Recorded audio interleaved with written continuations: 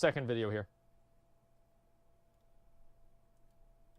During the heyday of arcade cabinets, difficulty and monetization of video games were physically intertwined. You would put a quarter in the coin slot and boom, you can play the game until you run out of lives, which was often Now you put a quarter in the game and it gets rid of the barrels.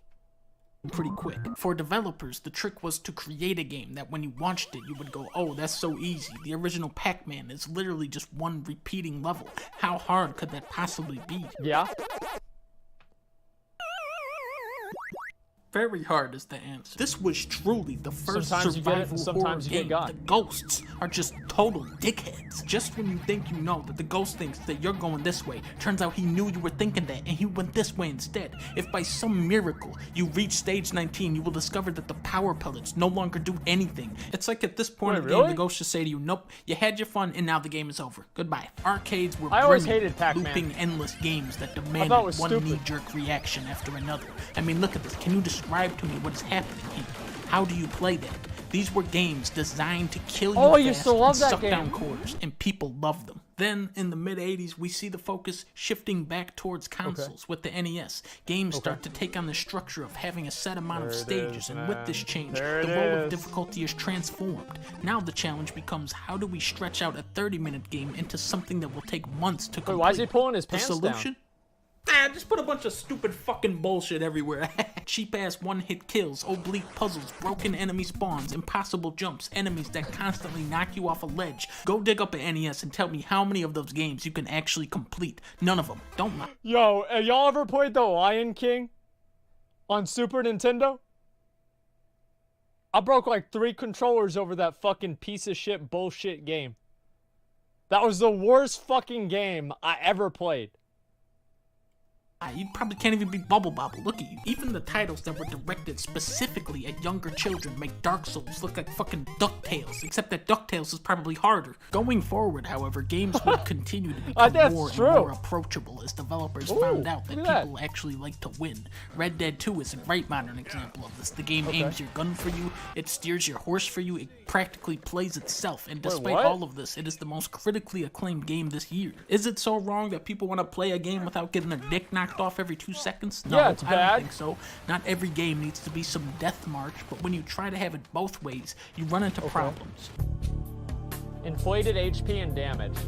Selectable difficulties are commonly achieved by simply giving enemies more health and damage, but in the back of my mind, I'm always wondering how much should they have? Halo 3 is the first game in the series that tells you heroic is how the game is meant to be experienced. It just straight up says, hey, this is the real one. Those other ones is the way Halo is Only meant to be played. Back in Halo 2. COD 4 tells you that on Yo, there's this one time in Halo 2, and you would get to the Africa map. I don't remember like what Cairo or whatever, and you would walk out, and there would be like these little dudes with snipers, and they never don't headshot you. You walk out, dead. You walk out, dead. Walk out, dead. Dead. And I remember thinking to myself, what am I doing with my life? Whenever I got to that level on Legendary, I was so upset. Regular, your abilities in combat will be tested, which if a dog picked up a controller with his mouth, that might be right. Veteran, though, is actually pretty accurate. Okay, we got 2 grenades in here. That's funny. Okay, now there's another one. All right. Wait. Oh, there's and my own guy just picked up a grenade and threw it next to me. Okay, now there's another grenade. We gotta chuck that. Just your hands, now you know? Just get away from No, big deal. What killed me? When the difficulty is this blatantly artificial, it trivializes your achievements. Some games do put in more effort though. For Silent Hill 2, the easier difficulties cause the puzzles to make 4% more sense. This year's Mega Man 11 is full of NES era horse shit. You have this part, and then there's this part, and then we got this. No, dude, have y'all ever played Mario Maker? Whenever they started making those maps where you had to do like this perfect little jump and like the perfect fall, and you had like the spiky boys at the top and on the bottom, and it's like unless you went like this, you were fucking dead.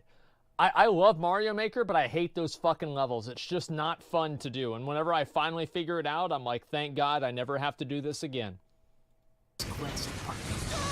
These severe jumps in difficulty are just the result of poor design. Ideally, a game should get progressively harder as you play. Mario but the 3 was one of the reality is greatest most games of them ever are made. like, Then you got Kirby. I knew he was gonna do that. Then you got Donkey Kong Country, which is like, alright, we're gonna hit you with some difficulty bumps, This game is hard as fuck. hard-ass barrel part, and then you get the K rule. This is where the game goes from tough but fair to tough but fuck you. If you're gonna lock me in a hellfuck with a fucking Hitler bitch, then at least give me some decent checkpoints, man. Come on. Wow. Undoubtedly, the cruelest part of older games is how when you lose, they will just kick you all the way back to the start. Even some of the hardest NES titles like Castlevania and Ninja Gaiden would have the courtesy of only knocking you back to the start of the stage when you got hit off a ledge by a guy who spawned in midair. That's really that you already killed. Without checkpoints, you force players to repeat large chunks of a video game, which is not only irritating but fatal to the overall pacing. On the other hand, saturate your game with checkpoints and you lose that anxious feeling which makes challenging games so tense. The iconic bonfires of Dark Souls are not only a much needed reprieve but a glowing beacon of your progress in a game whose atmosphere is dishearteningly oppressive. Meanwhile, Resident Evil 1, which is a game where doors take 17 minutes to open, requires you to use an ink ribbon item every time you want to save. Accessibility. Fighting this is the games Blizzard are in a part. tricky spot where if you play against the computer, and this is on the hardest difficulty, keep in mind, they are just incapable of winning. Then you hop online and you fight this guy.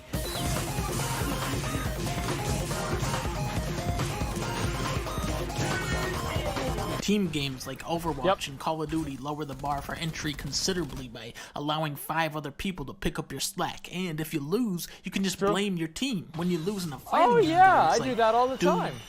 Game sucks, not my fault. Many players, when they're met with a seemingly insurmountable challenge, they just say, fuck this. For me, that game was Bloodborne. When I played this in 2015, I couldn't even get past the first boss. It wasn't until last year that I actually figured out how simple these games are. Not to suggest it's easy, just simple. It's just dodge We're gonna be playing that. And once you understand that it's dodge and hit, then you realize that the game means shit. Pac. I think it's always better to be inclusive rather than exclusive. Take Ikaruga. This game is just ridiculous. What you're staring at here is, of course, hard. Every time I'd ever go to like an arcade, I'd always play that. Easy.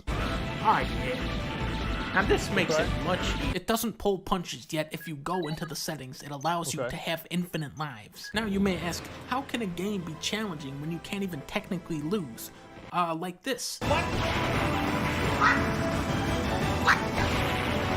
I died so many times on that first run through that at one point I thought I might run out of infinite lives. A lot of dots. It was merely the first step, and on subsequent playthroughs I would go, oh wow, only 68 deaths this time. Oh wow, 50, 20, 13. Each time I returned to the game, I understood it a little bit better. That's just about like the way the 80s it sounds, coin ops that inspired it. The idea of accomplishment doesn't stem from beating the game, but rather mastering it. The thing about difficult games is that they tend to grow on you, but is it the challenge that makes them so exciting, or rather the artistry hiding beneath? I'm gonna play that Cuphead.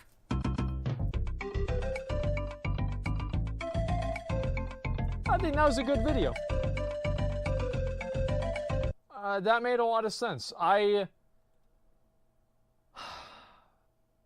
really excited to play Bloodborne. Let me say that right now. I'm very excited to play that. I think it's going to be a really good game. And I am going to have to play it on a controller, unfortunately.